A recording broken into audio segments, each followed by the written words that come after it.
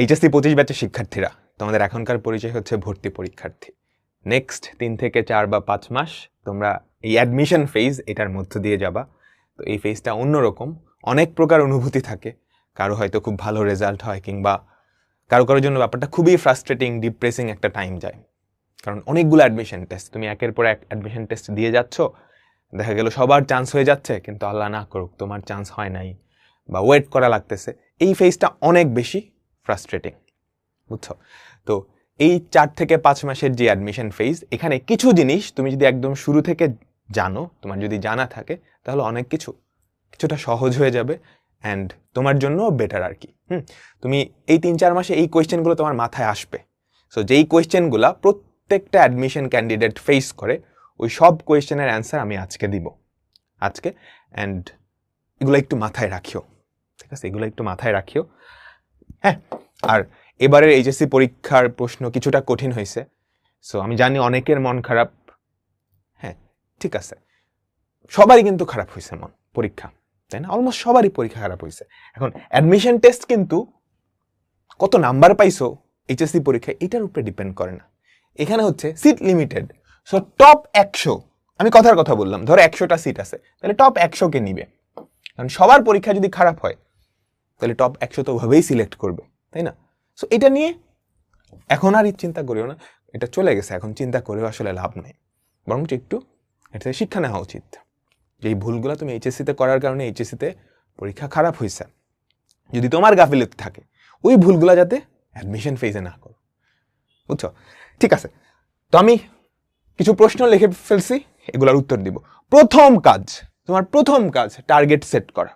আমি জানি কলেজ থেকেই অনেকের টার্গেট সেট করা আছে, এখনো যদি সেট না করা থাকে প্লিজ টার্গেটটা সেট করে ফেলো। আর অনেকের টার্গেট হয়তো শিফট হবে। তো বাংলাদেশের শিক্ষার্থীদের ম্যাক্সিমামের 3টা টার্গেট থাকে: ইঞ্জিনিয়ারিং, মেডিকেল, আর হচ্ছে ভার্সিটি। এখন ইঞ্জিনিয়ারিংয়ে বলতে বুয়েট, কুয়েট, রুয়েট, চুয়েট এগুলাকে মেইন বোঝায়। তারপর অনেকগুলা বিজ্ঞান ও প্রযুক্তি ইউনিভার্সিটি আছে। সো এইগুলাতে পরীক্ষা দেওয়ার জন্য বুয়েট, সিকে, রুয়েট, হ্যাঁ, এগুলাই পরীক্ষা বসার জন্য একটা সার্টেন যোগ্যতা লাগে, বুঝছো? এইচএসসির একটা জিপিএ লাগে। তোমার যদি ফিজিক্স, কেমিস্ট্রি, ম্যাথ এগুলাই জিপিএ 5 থাকে, তাহলে তুমি নিশ্চিন্তে ইঞ্জিনিয়ারিং প্রিপারেশন কন্টিনিউ করতে পারো। হ্যাঁ, ফিজিক্স, কেমিস্ট্রি, ম্যাথ এগুলাই যদি 5 থাকে নিশ্চিন্তে।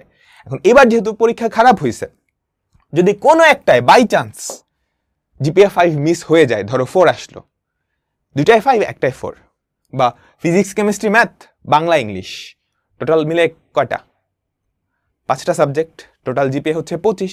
ওই 25-এর মধ্যে তোমার যদি 23 থাকে, বুঝছো, 23 বা 22.5, তুমি ইঞ্জিনিয়ারিং প্রিপারেশন কন্টিনিউ করতে পারো, বুঝতে পারছো? আর ইঞ্জিনিয়ারিং প্রিপারেশন যখন তুমি নিবা, একটা ব্যাকআপ রাখা উচিত, যে বাই চান্স যদি ইঞ্জিনিয়ারিংয়ে না হয়, ব্যাকআপের জন্য তুমি ভার্সিটি বায়োলজিটা প্রিপারেশন নিতে পারো। ওটার কথা আমি পরে আসবো। এবার চলো মেডিকেলের পরীক্ষায় সবাই ধরো অনেক পরীক্ষা দেয়, কিন্তু মেডিকেলে 1,36,000 30,000 পরীক্ষা দেয়। সো এখানে ধরো মোটামুটি একটা রেজাল্ট করলেই কিন্তু তুমি বসতে পারবা। হ্যাঁ, অ্যান্ড প্রত্যেকটা ইউনিভার্সিটিতে তোমার কি নাম্বার থাকলে বা কি জিপিএ থাকলে তুমি পরীক্ষায় বসতে পারবা, সেটা আমি এই স্লাইডে দিয়ে দিছি। আমি ডেসক্রিপশনে স্লাইডটা দিয়ে দিব, সো তোমরা দেখে নিবা। এটা গত বছরের, আমি যে রিকোয়ারমেন্টগুলো স্লাইডে দিছি ওগুলো গত বছরের। এবার আরো শিথিল করবে, কারণ এবার কোয়েশ্চেন একটু হার্ড হয়েছে, ঠিক আছে? কিন্তু মেডিকেলের ঝামেলা হচ্ছে তোমার জিপিএর উপরে নাম্বার আছে, অ্যান্ড অনেক বেশি নাম্বার। সো তোমার জিপিএ 5 একজন পাইলো, আরেকজন ধরো 4.89 পাইলো, তাদের নাম্বারের মধ্যে কিন্তু একটা পার্থক্য চলে আসবে, বুঝতে পারছো? সো মেডিকেল অ্যাডমিশন যারা নিবা, এই জিনিসটা মাথায় রাখিও, যে তোমার জিপিএর উপরে, এসএসসি এইচএসসির জিপিএর উপরে একটা নাম্বার থাকবে। 5 থাকলে হয়তো ফুল মার্কস পাইতা, 4.8 বা 4.89 পাইলে কমে যাবে। এবার আসো ভার্সিটি, ঠিক আছে? সো অনেকে আছে একদম ডেডিকেটেডলি ভার্সিটির প্রিপারেশন নেয়। যারা এই মাইন্ডসেটে আসো তারা তো আসোই। আবার অনেকে আছে যাদের ইঞ্জিনিয়ারিং এই সাবজেক্টগুলো খারাপ, মানে টার্গেট ছিল কলেজ থেকে ইঞ্জিনিয়ারিং, কিন্তু এই সাবজেক্টগুলো একটু খারাপ হয়েছে, এখন ভার্সিটি অ্যাডমিশন নিতে চাচ্ছ, ঠিক আছে, তোমাদের জন্য ভার্সিটি পারফেক্ট। এখন ভার্সিটিতে আবার 2 ধরনের ভার্সিটি হয়। ভার্সিটির মধ্যে আমরা ধরো ভার্সিটি, তারপর এগ্রিকালচার থেকে শুরু করে সবগুলা ইউনিভার্সিটি নিয়ে আসলাম। 2 ধরনের ইউনিভার্সিটি কোনটা? একটা ইউনিভার্সিটিতে হচ্ছে দুইটাতেই বসার জন্য একটা যোগ্যতা লাগে, যে তোমার এসএসসি আর এইচএসসি জিপিএ এর মধ্যে যোগফল ধরো 8 এরকম হওয়া লাগে, বুঝতে পারছো? এক ধরনের ইউনিভার্সিটি আছে যেখানে এই জিপিএ এর উপরে নাম্বার আছে, বুঝছো? জিপিএ কে 2 দিয়ে গুণ করে বা 3 দিয়ে গুণ করে তোমার নাম্বারের সাথে যোগ করবে। আরেকটা আছে যেখানে এই জিপিএ এর উপরে নাম্বার নাই, বুঝছো? এখন যাদের পরীক্ষা খারাপ হয়েছে কিন্তু তুমি ভার্সিটির এক্সামে বসতে পারবা, জিপিএ কম, তাহলে যেখানে জিপিএ মার্কস আছে ওই ইউনিভার্সিটিগুলো থেকে কিন্তু তোমার নাম্বার কাটা যাবে। কিন্তু যেখানে মার্কস নাই ওইগুলাতে তোমাকে 100% এফোর্ট দেওয়া লাগবে, কারণ ওগুলাই শুধুমাত্র ভর্তি পরীক্ষার নাম্বারটাই ক্যালকুলেটেড হচ্ছে। সো তুমি যদি জিপিএ 5 না পেয়ে 4.5 পাও, আর যে জিপিএ 5 পাইছে তোমাদের মধ্যে কিন্তু তখন কোনো পার্থক্য থাকবে না, পার্থক্য থাকবে শুধুমাত্র অ্যাডমিশনের মার্কসের উপর। সো এই জিনিসটা মাথায় রাখিও, বাংলাদেশে এরকম অনেকগুলো ইউনিভার্সিটি আছে, বুঝছো? সো যাদের পরীক্ষা খারাপ হয়েছে কোন কোন ইউনিভার্সিটি একটু পরেই দেখতে পারবা, ওগুলাতে ফোকাস দিতে হবে। আর যাদের পরীক্ষা খুবই খারাপ হয় নাই, যে ফেল করবা এই অবস্থা, বা জিপিএ 3.5 4 এর নিচে এরকম চলে আসবে, সেকেন্ড টাইমের চিন্তা করিও না, সেকেন্ড টাইমের চিন্তা করিও না, ঠিক আছে? সেকেন্ড টাইমের চিন্তা করিওই না। তো গেল, তো টার্গেট সেট এটা করে ফেলতে হবে, সলিড একটা টার্গেট সেট করে ফেলতে হবে। আর ব্যাকআপ হিসেবে অবশ্যই রাখতে হবে, ইঞ্জিনিয়ারিং এর ক্ষেত্রে তুমি ব্যাকআপ হিসেবে ভার্সিটি বায়োলজি রাখতে পারো, মেডিকেলের ক্ষেত্রে ব্যাকআপ হিসেবে ভার্সিটির যে ম্যাথ সেটা রাখতে পারো, ঠিক আছে?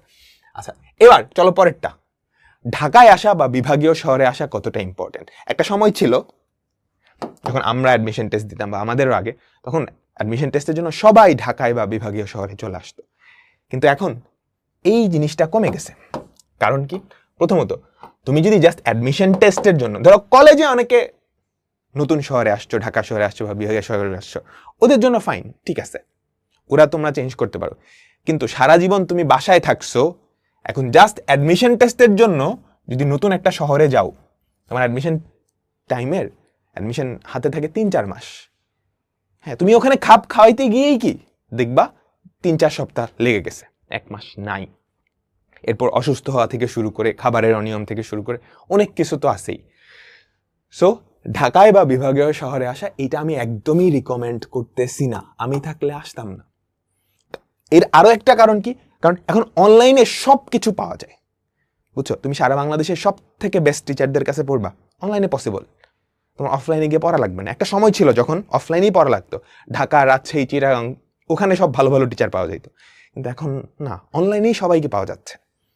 সো ক্লাসের জন্য ঢাকায় বা বিভাগীয় শহরে আসা একদমই রেকমেন্ডেড না, বুঝতে পারছো? এখন পরীক্ষা বা অফলাইন মডেল টেস্টের জন্য কি করব? তোমার বাসার আশেপাশে যদি কোনো কোচিংয়ের ব্রাঞ্চ থাকে তাহলে ডেফিনেটলি ওটা ছেড়ে জাস্ট ওটা পরীক্ষার জন্য, জাস্ট পরীক্ষার জন্য মডেল টেস্ট বা উইকলি টেস্টগুলো যেগুলো আছে বা ফাইনাল মডেল টেস্ট যেগুলো আছে ওগুলোর জন্য দিতে পারো। এখন বাসার কাছে যদি একদমই না থাকে, সেক্ষেত্রে তোমার একটা ডিসিশন নিতে হবে যে তুমি বাসায় নিজে থেকে মডেল টেস্ট দিতে পারবা কিনা। হ্যাঁ, ধরো বুয়েট বা অন্যান্য সকল ইউনিভার্সিটির মডেল টেস্ট কোয়েশ্চেন পাওয়া যায়, ওগুলো তুমি যদি কিনে নিয়ে বাসায় নিজে বসে টাইম ধরে প্র্যাকটিস দিতে পারো, ইন দ্যাট কেস না আসলেও হবে। হ্যাঁ, এটাও গেল একটা। আর অবশ্যই আসার আগে তোমার এরিয়া থেকে কোনো বড় ভাই বা আপু রিসেন্টলি যদি শহরে গিয়ে থাকে, ওর এক্সপিরিয়েন্সটা অবশ্যই শুনে আসবা প্লিজ, বুঝছো? সো নিতান্তই ইমার্জেন্সি না হলে এটা করিও না। আর যারা কখনোই আগে বাসা থেকে অন্য জায়গায় গিয়ে পড়ো নাই, বাসা থেকেই কলেজ পর্যন্ত পড়ছো, এটা চিন্তাও করিও না, ঠিক আছে? এবার আসি প্রশ্ন ব্যাংক কতটা ইম্পর্টেন্ট। অ্যাডমিশন টাইমে কোনো একটা বই যদি সবচেয়ে বেশি ইম্পর্টেন্ট হয় সেটা হচ্ছে প্রশ্ন ব্যাংক। ভাই প্রশ্ন ব্যাংক পড়লেই কি কমন পাবো? ব্যাপারটা এরকম না। প্রশ্ন ব্যাংক দেখে একটা ইউনিভার্সিটিতে কি টাইপের কোয়েশ্চেন হতে পারে সেটার তুমি একটা আইডিয়া পেয়ে যাবে। দেখবে ওই টাইপগুলাই ঘুরে ফিরে আসে, বুঝছো? ধরো বুয়েট বা ঢাকা ইউনিভার্সিটি গত 20 বছরের প্রশ্ন যেগুলো হয়েছে, ওই টাইপের বাইরে নতুন টাইপ থেকে প্রশ্ন আসার সম্ভাবনা খুবই কম। যেই টাইপগুলো যত বেশি ইম্পর্টেন্ট তত। কিন্তু প্রশ্ন ব্যাংক পড়লেই যে সব আসবে এরকম না। এই যে চিন্তা করো, এবারের বোর্ড পরীক্ষার কথাই চিন্তা করো না, ইউজুয়ালি কি বোর্ড কোয়েশ্চেনগুলোই রিপিট করে না বোর্ড পরীক্ষায়, কিন্তু এবার তো চেঞ্জ করে দিচ্ছে। তো সিমিলার কাহিনী অ্যাডমিশন টেস্টেও হতে পারে, বুঝছো? সো প্রশ্ন ব্যাংক খুবই ইম্পর্টেন্ট, কিন্তু এটাকে অনলি রিসোর্স বানাইলে হবে না। অনলি রিসোর্স বানাইলে হবে না। তোমার প্রশ্ন ব্যাংকের তুমি যেই ইউনিভার্সিটি, তোমার টার্গেট ইউনিভার্সিটি, ওটার চ্যাপ্টার ওয়াইজ যে কোয়েশ্চেন ব্যাংকটা সেটা লাগবে। কিন্তু এখন কোয়েশ্চেন ব্যাংক কেমনে সলভ করবো? কোয়েশ্চেন ব্যাংক সলভ করার দুইটাই উপায় আছে। একটা হচ্ছে চ্যাপ্টার ওয়াইজ, আর এটা হচ্ছে এয়ার ওয়াইজ। দুই ধরনের কোয়েশ্চেন ব্যাংকই থাকে। তো তুমি যখন অ্যাডমিশন ফেজের শুরুতে ধরো তুমি ফার্স্টে ম্যাট্রিক্স ও নির্ণায়ক পড়লা, তারপর ধরো ভেক্টর পড়লা, তখন এয়ার ওয়াইজে যাওয়ার প্রশ্নই ওঠে না। তুমি একটা চ্যাপ্টার পড়লা, ভেক্টর পড়লা, ভেক্টর পড়ার পর এই চ্যাপ্টার ওয়াইজ যে প্রশ্ন ব্যাংক সেটা সবগুলো কোয়েশ্চেন সলভ করে পাবা। অ্যাডমিশন ফেজের একদম শুরুতে তুমি চ্যাপ্টার ওয়াইজ কোয়েশ্চেন ব্যাংকটা কভার করবে। অ্যাডমিশন ফেজ একদম লাস্টের দিকে যখন থাকবে, তোমার সিলেবাস শেষ হয়ে গেছে, তখন তুমি ইয়ার ওয়াইজ যে কোয়েশ্চেনটা সেটা সলভ করতে পারো। যে তোমার টার্গেট বুয়েট, এখন বুয়েট 20-21 সালে যে কোয়েশ্চেনটা আসছে সেটা আমি সলভ করে দেখি কতটুকু পারি, বুঝতে পারছো? আর কোয়েশ্চেন ব্যাংক সলভ করারও দুইটা টেকনিক আছে। একটা টেকনিক হচ্ছে যারা খুবই ট্যালেন্টেড, ওরা কি করে, ফার্স্টে একটা চ্যাপ্টার খুব ভালো করে পড়ে, খুব ভালো করে একটা চ্যাপ্টার পড়ে, তারপর ওই প্রশ্ন ব্যাংক দিয়ে নিজেকে যাচাই করে, আমি যে পড়লাম এখন দেখি তো এই চ্যাপ্টার থেকে বুয়েট, ঢাকা ইউনিভার্সিটি যে কোয়েশ্চেন আসছে সেগুলো আমি পারি কিনা। এটা একটা উপায়। এটা হচ্ছে যারা ধরো চ্যাপ্টারটা আগে একদম ভাজা ভাজা করে ফেলছো, টপ করতে চাও। আরেকটা উপায় হচ্ছে প্রশ্ন ব্যাংক থেকে ফার্স্টে আইডিয়া নেওয়া যে কোন টাইপটা ইম্পর্টেন্ট, সেই টাইপগুলো আমি ভালো করে পড়বো, বুঝছো? এটা সবার জন্য। অ্যান্ড অ্যাডমিশন ফেজে ম্যাক্সিমাম কোচিং সেন্টারেও আমরা নিজেরাও তোমাদেরকে এভাবেই পড়াবো যে একটা চ্যাপ্টার, এই চ্যাপ্টারের কোন টাইপগুলা তোমাদের তো অ্যানালাইজ করা লাগবে না, আমরা নিজেরাই অ্যানালাইসিস করে দেখাবো যে এই টাইপগুলো বেশি ইম্পর্টেন্ট, আমরা এই টাইপগুলো খুব ভালো করে পড়াবো, প্র্যাকটিস করাবো অ্যান্ড অল। এরপর তুমি নিজে প্রশ্ন ব্যাংক থেকে প্র্যাকটিস করা লাগবে। সো প্রশ্ন ব্যাংকটা খুবই ইম্পর্টেন্ট। তুমি যেই ইউনিভার্সিটি তোমার টার্গেট, ওই ইউনিভার্সিটির অ্যাটলিস্ট, বুঝছো, চ্যাপ্টার ওয়াইজ যে কোয়েশ্চেন ব্যাংকটা আছে ওই চ্যাপ্টার থেকে বিগত 10 বছর বা 20 বছরে যা যা কোয়েশ্চেন আসছে সব কিছু সলভ করে ফেলবা, ওই ইউনিভার্সিটি অ্যান্ড রিলেটেড যে ইউনিভার্সিটিগুলো। ঠিক আছে, এবার আসি মডেল টেস্ট কতটা ইম্পর্টেন্ট। মডেল টেস্ট দেওয়া লাগবে, মাস্ট।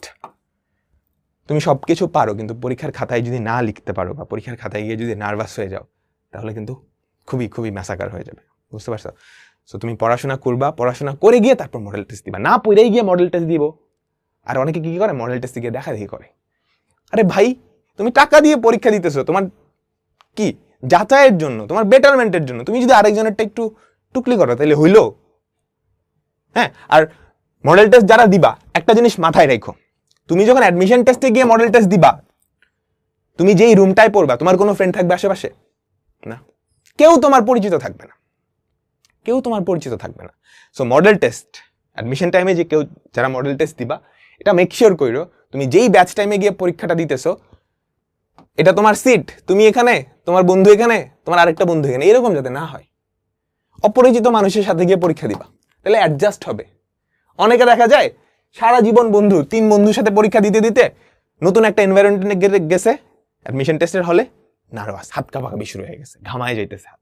এরকমটা না, অ্যাডমিশন টেস্টের হলে তোমার যেই এক্সপিরিয়েন্সটা, ওই এক্সপিরিয়েন্সটা তোমার মডেল টেস্টে নেওয়া লাগবে, বুঝছো? ঠিক আছে, সো মডেল টেস্টটা খুবই ইম্পর্ট্যান্ট।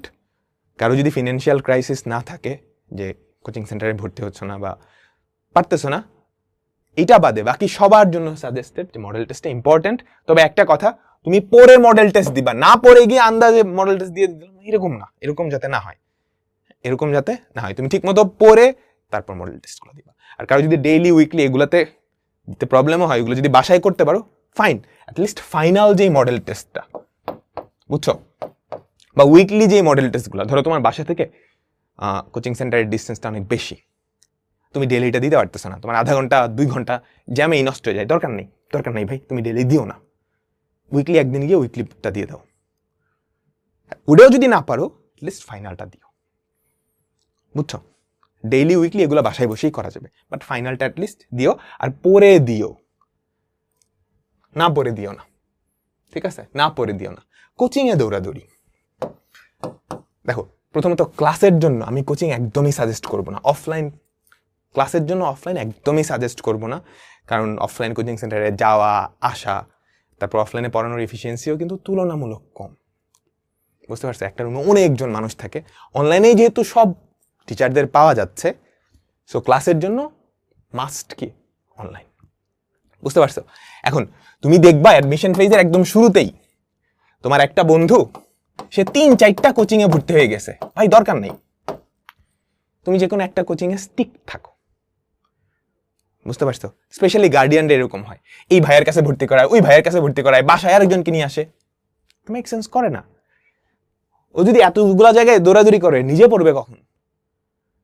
নিজের পড়াটা সবচেয়ে বেশি ইম্পর্টেন্ট। বুঝছো? সো যে কোনো এক জায়গায় পড়ো, একদম শেষ পর্যন্ত পড়ো। কোন জায়গায় পড়বা এটা তোমরা ভালো জানো, অলরেডি তোমাদের যথেষ্ট এক্সপিরিয়েন্স আছে, অনলাইনে তোমরা নতুন না। বুঝতে পারছো? সো অযথা দৌড়াদৌড়ি করিও না, স্পেশালি অফলাইনে। আমি দেখছি একদম সকালে উঠে যে কোচিং সেন্টারের জন্য দৌড়াদৌড়ি শুরু হয়, ওর জানেও কুলায় না। বুঝছো? এটার থেকে মানে উপকারের থেকে ক্ষতি বেশি। ফিজিক্স পড়তেছে সকালে, কেমিস্ট্রি পড়তেছে, আবার ফিজিক্স গিয়ে আরেকজনের কাছে পড়তেছে, আবার বাসায় এসে পড়াইতেছে, এরকম অনেক আছে। দরকার নেই। তুমি দিনে ম্যাক্সিমাম 4 ঘন্টা ক্লাসের জন্য রাখতে পারো, ক্লাস, মডেল টেস্ট এগুলোর জন্য। বাকি যেই টাইমগুলো 4 ঘন্টা বা 5 ঘন্টা, বাকি যেই 4-5 ঘন্টা বা 6 ঘন্টা থাকবে, ওটা তুমি নিজে পড়বা, নিজে প্র্যাকটিস করবা, ওর থেকে বেশি কিছু নাই। ওকে? সো অযথা দৌড়াইও না কোচিং সেন্টারে, দৌড়াদৌড়ি করিও না। আর বাংলাদেশের রাস্তাঘাটের যে অবস্থা, এই যে নিজে পড়াও প্র্যাকটিস সবচাইতে ইম্পর্টেন্ট। তুমি একটা চ্যাপ্টার পড়ছো কোন একটা ভাইয়ার ক্লাস দেখে, কোন একটা টিচারের ক্লাস থেকে, ম্যাট্রিক্সও নিন না, ঠিক আছে, পড়া হয়েছে, তোমার এই চ্যাপ্টারটা শেষ করতে ধরো 6 ঘন্টা ক্লাস লাগছে। ওকে? তারপর তোমার কাজ হবে প্র্যাকটিস করে ফেলা। এখন প্র্যাকটিস কই থেকে করবা? প্রত্যেকটা কোচিং সেন্টারের বই আছে, আমাদের এসিএস এরও কিন্তু বই আছে, ঠিক আছে, ইঞ্জিনিয়ারিং বা ভার্সিটি যে কোনো জায়গায় বই আছে। সো ওই বই থেকে তুমি কি করে ফেলবা? ওই চ্যাপ্টারটা খুব ভালো করে পড়ে ফেলবা। হ্যাঁ, ইউজুয়ালি কোচিং সেন্টারের বইগুলো বেশ ভালো হয়। তুমি যদি চাও যে করবা, বোর্ড বই পড়বা, মেইন বই পড়বা, সেটাও করতে পারো। এখন কোনটা পড়বা? তুমি কলেজ লাইফে যেটা ফলো করে আসছো সেটা। ইঞ্জিনিয়ারিং এর জন্য কেতাব স্যারের বই পড়তেই হয়, নট ম্যান্ডেটরি। তুমি কলেজ লাইফে যেটা পড়ে আসছো ওটা পড়লেই হবে। বুঝতে পারছো? নিজে প্র্যাকটিস করার জন্য অ্যাট লিস্ট 50% টাইম, তোমার পড়াশোনার 50% টাইম রেখে দিতে হবে। আপন মনে পড়তে হবে। বুঝছো? কোনো ডিস্ট্রাকশন ছাড়া। একটা রিকোয়েস্ট হচ্ছে, যদি পারো প্লিজ অ্যাডমিশন টাইমে তোমার যত সোশ্যাল মিডিয়া আছে, হ্যাঁ, ফেসবুক, ইনস্টাগ্রাম, টিকটক, সবকিছু ডিঅ্যাক্টিভেট করে দাও। ফেসবুকে ক্লাস টাস করতে হলে দরকার হলে একটা ফেক আইডি খুলো, ওই ফেক আইডি দিয়ে ক্লাস করো। বুঝতে পারছো? অ্যাডমিশন ফেজ শেষে তুমি তোমার ফেসবুক বা ইনস্টাগ্রাম আইডিটা বাড়িয়ে করো। হ্যাঁ, যাদের ডিস্ট্রাকশন খুব বেশি, এখন তোমার যদি ডিস্ট্রাকশন না হয়, তুমি ব্যালেন্স করতে পারো, ফাইন, কোনো অসুবিধা নেই। বাট এটা মাথায় রাখিও, যদি ডিস্ট্রাকশন হয় এগুলো একটু দূরে রাখতে হবে। Revision must. তোমার সপ্তাহে 7 দিন, ঠিক আছে? এই 7 দিনের মধ্যে তুমি যদি 6 দিন নতুন পড়ার জন্য রাখো, 1 দিন অ্যাটলিস্ট আগের পড়াগুলো রিভিশন দিতে থাকতে হবে, ঠিক আছে? আর তোমার রিভিশন না দিলে কিন্তু তোমার পরে লাভ নাই, তুমি পরীক্ষায় লিখতে পারবে না। সো রিভিশনের মধ্যে থাকতে হবে, মাস্ট। এন্ড তুমি তোমার অ্যাডমিশন ফেজটা এমনভাবে সাজাবা যে তোমার কাঙ্ক্ষিত অ্যাডমিশন টেস্ট যেটা, এটা ধরো তোমার বুয়েট অ্যাডমিশন টেস্ট, এইটার ডেটের অ্যাটলিস্ট 1 মাস আগে যাতে তোমার পুরো সিলেবাস শেষ হয়ে যায়। ওই 1 মাস তুমি জাস্ট রিভিশনের জন্য রাখবা, এটা হচ্ছে পারফেক্ট গ্যাপ। তাও যদি না হয় অ্যাটলিস্ট 20 দিন রাখো রিভিশনের জন্য, ঠিক আছে? So revision Trump card, revision দিতে হবে। বুঝতে পারছো? শেষ পর্যন্ত লেগে থাকা, দিস ইজ ইম্পর্টেন্ট। বাংলাদেশে একটা ইউনিভার্সিটি না ভাই, অনেকগুলো ইউনিভার্সিটি, সব মিলে 30,000 বা 40,000-এরও বেশি সিট আছে কিন্তু পাবলিক ইউনিভার্সিটিগুলোতে। হ্যাঁ, তুমি যদি ধরো ইঞ্জিনিয়ারিং এর প্রিপারেশন নাও, বাংলাদেশে ইঞ্জিনিয়ারিং ইউনিভার্সিটি কিন্তু একটা না, বুয়েট, চুয়েট, রুয়েট, কুয়েট, কোনো না কোনোটাই হয়ে যাবে তুমি যদি শেষ পর্যন্ত লাইগা থাকো। তুমি অর্ধেক প্রিপারেশন নিলা, এরপর ছাইরা দিলা, তোমাকে দিয়ে হবে না, তুমি হাওয়া 1 মাস ফ্রাস্ট্রেশনে চলে গেছো, তাইলে হবে না। বাট তুমি যদি শেষ পর্যন্ত লেগে থাকো, ম্যাক্সিমামের ক্ষেত্রে শুনিও, ম্যাক্সিমামের ক্ষেত্রে এটাই হবে। তুমি প্রিপারেশন ধুমায় প্রিপারেশন নিছো, ফার্স্ট এক্সাম হচ্ছে ঢাকা ইউনিভার্সিটির এ ইউনিটের এক্সাম, তুমি এটাতে মারা খাই গেলা, স্বাভাবিক। কারণ এখানে সিট, এ ইউনিটের সিট হচ্ছে 1800, ওয়েটিং টোটিং মিলে 4000 4500 পর্যন্ত যায়, বুঝছো, বা 3000 পর্যন্ত যায়। অ্যাডমিশন ক্যান্ডিডেট তো অনেক বেশি, লাখের উপরে, তাহলে বাকিরা তো মারা খাবে, তাই না? ঠিক আছে, ওকে। এখন তুমি এখানে খারাপ করলাম, তুমি যদি হাল ছেড়ে দাও তাহলে বাকি যেই পসিবিলিটিগুলো আছে, তুমি এই যে প্রিপারেশন নিছো সেটার সাথে আরেকটু প্রিপারেশন অ্যাড করলেই কিন্তু বাকিগুলাই ভালো করতে পারতা, সেই পসিবিলিটি হারাই গেছে, তাই না? তো তুমি তোমার প্রিপারেশন কন্টিনিউ করবা, এবং তোমার প্রিপারেশন যদি ভালো হয়, তোমার যদি ওই কনফিডেন্স থাকে, বিশ্বাস করো কোনো না কোনো জায়গায় ভালো একটা পজিশনে তোমার চান্স হয়ে যাবে। ঢাকা ইউনিভার্সিটি হইল না, জাহাঙ্গীরনগর আছে, চিটাং ইউনিভার্সিটি আছে, রাজশাহী ইউনিভার্সিটি আছে, সাস্ট আছে, বুয়েটে হইল না, চুয়েট আছে, কুয়েট আছে, রুয়েট আছে, বুঝছো? মেডিকেলে হইল না ফার্স্টে, ধরো কথার কথা, তারপর কি ঢাকা ইউনিভার্সিটি আছে, অনেকগুলো ইউনিভার্সিটি আছে না, তারপর এগ্রিকালচার ইউনিভার্সিটিগুলো আছে, এগুলো যে একদম খারাপ সবকিছু এরকম কিন্তু না, বুঝছো? ইউনিভার্সিটিতে ঢোকার পরে, হ্যাঁ, তুমি ধরো খুব ভালো একটা ইউনিভার্সিটিতে ভর্তি হয়েছো, তোমার নেক্সট 4 বছর অনেক শান্তির হবে, বুঝছো? অনেক শান্তির বলতে তুলনামূলক শান্তি, বাংলাদেশে তো অনেক শান্তি বলতে কিছু নাই, তুলনামূলক ইজিয়ার হবে। তুমি হয়তো টিউশন করাইতে পারবা, টাকা কামাইতে পারবা, তোমার একটা ট্যাগ থাকবে, বুঝছো? কিন্তু এই 4 বছর তুমি যদি এই ফুর্তি ফার্তা করো, তাহলে কিন্তু এর পরে লাইফটা অত ইজি হবে না। তুমি যখন চাকরির বাজারে ঢুকবা তখনই রিয়েলিটি চেকটা খাবা, বুঝতে পারছো? সো তুমি যেই ইউনিভার্সিটিতে ঢুকো না কেন, এর পরের 4 বছর তুমি কি করতেছো এটার উপরে ডিপেন্ড করে তারপরের ফিউচারটা। জীবনটাই এমন, তাই না? ওই যে hard time creates strong man, ওরকম একটা জিনিস পড়ছো না, ওরকমই। আচ্ছা, তো শেষ পর্যন্ত লাগিয়ে থাকতে হবে, তুমি যেটারই প্রিপারেশন নাও না কেন, engineering, varsity, medical, last admission test, আমার টার্গেট ওই পর্যন্ত আমি লাগিয়ে থাকবো। একটা খারাপ হয়েছে, ওকে ফাইন, আমি পড়াশোনা করছি, হয়তো ভাগ্যে ছিল না, তো যাতে এইরকম না হয়, আমার নিজের গাফিলতির জন্য আমি মিস করছি, প্লিজ এইটা যাতে না হয়, বুঝছো? নিজের গাফিলতির জন্য যাতে মিস না হয়।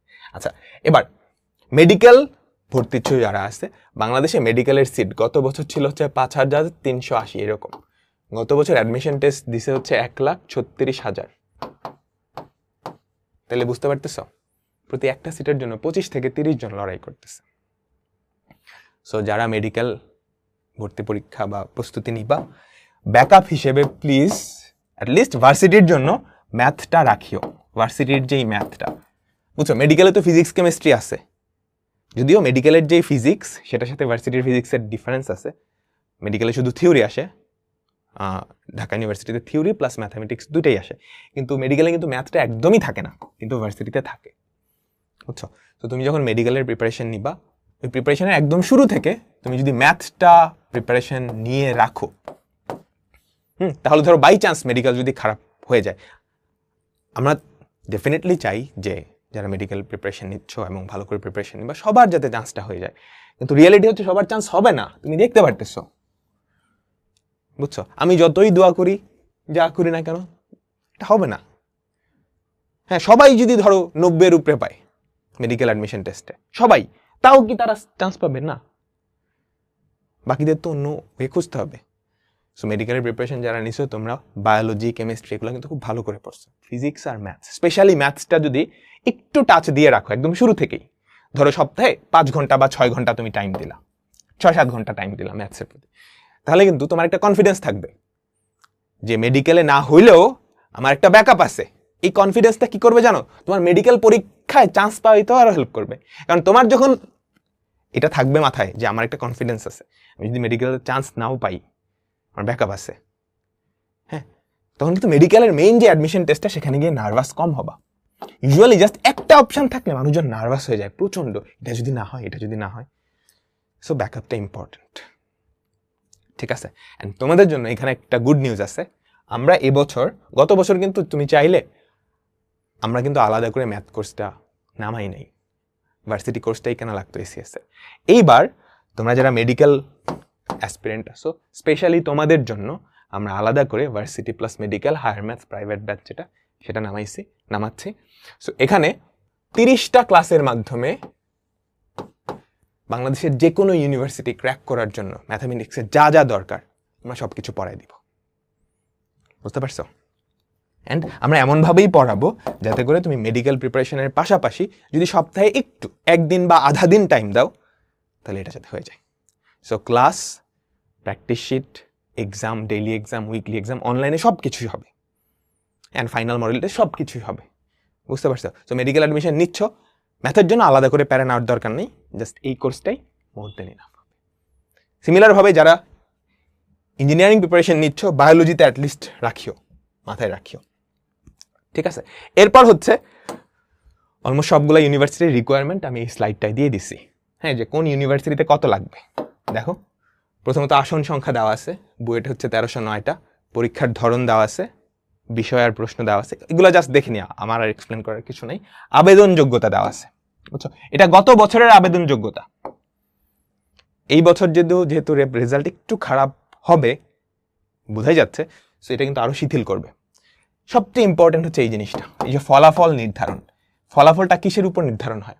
এই দুটা জিনিস একটু খেয়াল রাখবা। ফলাফলটা হচ্ছে লিখিত পরীক্ষায় প্রাপ্ত নাম্বার, তার মানে এখানে কিন্তু জিপিএর কোনো মার্কস নাই, বুঝছো? তোমার বাই চান্সে ধরো ইংলিশে 3.5 চলে আসছে, বাংলায় 3.5 চলে আসছে, এখানে বলছে কি এইচএসসিতে পিসিএম, আচ্ছা এইচএসসিতে জিপিএ 5 সহ জিপিএ 5 পাওয়া লাগবে। ধরো তুমি বসতে পারছো কিন্তু তোমার জিপিএ খারাপ, ওইটা কিন্তু এখানে কোনো এফেক্ট রাখবে না, তোমার মেইন অ্যাডমিশন টেস্টের মার্কটাই এফেক্ট রাখবে। এরপর রুয়েট, সিমিলার কাহিনী, এখানেও জিপিএর কোনো এফেক্ট নাই নাম্বারের মধ্যে, কিন্তু তোমার কি বসার জন্য একটা রিকোয়ারমেন্ট আছে, তো এগুলো একটু দেখে নিবা, ঠিক আছে? এরপর ধরো এমআইএসটি, এই যে এমআইএসটিতে কি এইচএসসির ফিজিক্স, কেমিস্ট্রি, ম্যাথ, ওইটার মার্কসের উপরে একটা নাম্বার আছে, বুঝছো? সো তোমার মাথায় এই জিনিসগুলো যাতে থাকে, হ্যাঁ। এই যে আইওটি, এখানে জিপিএর কোনো ইফেক্ট নাই। সাস্ট এখানে আছে, এই যে দেখো, ভর্তি পরীক্ষায় প্রাপ্ত নাম্বার প্লাস এসএসসি জিপিএ কে 2 দিয়ে গুণ, এইচএসসি জিপিএ কে 2 দিয়ে গুণ, এটার ভিত্তিতে কি মেধাক্রম তৈরি করা হয়। মেডিকেল, ডেন্টাল, এই যে দেখো, মেডিকেলে হচ্ছে একটা ভয়ানক জিনিস, এসএসসি জিপিএ কে 10 দিয়ে গুণ করা হয়। তার মানে ধরো কেউ জিপিএ পাইছো 4 আর কেউ পাইছে 5, ওদের মার্কসের ডিফারেন্স কিন্তু 10 হয়ে যাবে। এটা কভার আপ করা খুবই টাফ। মেডিকেলে তো 2-1 নাম্বারের জন্যই পজিশন অনেক আগে পিছিয়ে হয়ে যায়, এটা একটু মাথায় রাখিও, বুঝছো? ঢাকা বিশ্ববিদ্যালয় সিমিলার কাহিনী, এসএসসি জিপিএ কে 2 দিয়ে গুণ, তার মানে জিপিএর একটা এফেক্ট আছে, জাহাঙ্গীরনগর, এখানেও কি জিপিএর একটা এফেক্ট আছে। চট্টগ্রাম ইউনিভার্সিটি, এই যে দেখো, এখানে কিন্তু জিপিএর কোনো এফেক্ট নাই, ভর্তি পরীক্ষায় প্রাপ্ত নাম্বারের ভিত্তিতে। তবে মেধা স্কোর সমান হলে তখন অন্যান্য রিকোয়ারমেন্ট চলে আসে। সো যাদের জিপিএ খারাপ হয়েছে এই জিনিসটা মাথায় রাখিও, ঠিক আছে? তো আর এসিএস থেকে আমাদের এসিএস ইঞ্জিনিয়ারিং ব্যাচ আছে, যারা ইঞ্জিনিয়ারিং প্রিপারেশন নিবা, তোমাদের একটা পূর্ণাঙ্গ প্রস্তুতির জন্য টিচার প্যানেল কারা আছে এটা আসলে আমার ইন্ট্রোডিউস করে দেওয়ার আসলে দরকার নেই, তোমরা অলরেডি সবাইকে চেনো। সো বেস্ট একটা টিচার প্যানেল, তোমাদের যা দরকার আমরা পরে দিব সব কিছুই। তবে এটা স্বাভাবিক, দেখো আমাদের কোর্সেই ভর্তি হয়ে 15-16 হাজার মানুষ, বুয়েটের সিট হচ্ছে 1300, সব ইঞ্জিনিয়ারিং ভার্সিটি মিলায়ও কি 4-5 হাজারের বেশি হবে না, 6 হাজারের বেশি হবে না। সো ডেফিনেটলি সবাই সাকসেসফুল হবে না, বুঝছো? সো আমাদের সাইড থেকে এফোর্টটা লাগবে, তোমাদের এন্ড থেকে তোমাদের এফোর্টটাও লাগবে, দুইটার কম্বিনেশন মাস্ট, নাইলে তুমি যার কাছে পড়ো, যত জনের কাছে পড়ো, লাভ নেই। সিমিলার ভাবে যাদের ভার্সিটি টার্গেট, তোমাদের কি ভার্সিটি ব্যাচ এটাও থাকবে। আর এই বছর তুমি ভার্সিটির যে ম্যাথ কোর্সটা সেটা কিন্তু আলাদা করে এনরোল করতে পারবা, আমি ডেসক্রিপশনে লিঙ্কটা দিয়ে রাখবো। আমার আর অভিদাদার যে ম্যাথ কোর্সটা সেটা আলাদা করেও এনরোল করতে পারবা, ঠিক আছে? তো এই ছিল। এরপর জিএসটিতে কিন্তু অনেকগুলা সিট, হ্যাঁ, এন্ড এখানে কিন্তু জিপিএর কোনো মার্কস নাই, যাদের জিপিএ খারাপ হবে মাথায় রাখিও, ঠিক আছে?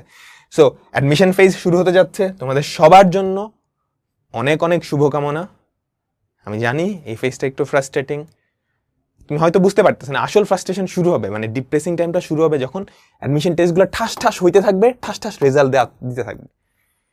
তুমি দেখবা তোমার একটা ফ্রেন্ড যে ভালো করে পড়ছে তার সবগুলো ইউনিভার্সিটিতে হয়ে যাচ্ছে। আরেকটা কথা, তোমাদের হাতে এরকম কোয়েশ্চেন আসে না, ভাই ইঞ্জিনিয়ারিং অ্যাডমিশন করতেছে, ও দেখি সবগুলাই চান্স পেয়ে গেছে, বুয়েটও পাইছে, মেডিকেলও পাইছে, ঢাকা ইউনিভার্সিটিতে পাইছে, কেমনি কি? ব্যাপারটা এরকম না।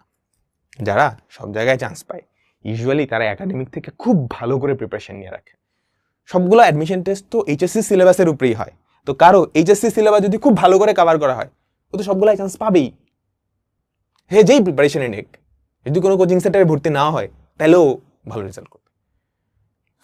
বুঝতে পারছো? এটা হচ্ছে রিয়েলিটি, তাই না? এখন তোমার প্রিপারেশন যদি খারাপ হয়, তুমি যদি এইচএসসিতে ফাঁকিবাজি করো, তাহলে এখন ওটা গ্যাপ করতে হবে, কাভার আপ করতে হবে, যেমনে পারো করতে হবে নেক্সট 3-4 মাস। হ্যাঁ, 3-4 মাসে চাইলে অনেক কিছু সম্ভব। তুমি নিজের সর্বোচ্চটা দিছো? কখনো দিছো? একদিন ধরো 3 মাস না, তুমি 1 সপ্তাহ, 1 উইক নিজের সর্বোচ্চটা দিবা, মানে ম্যাক্স।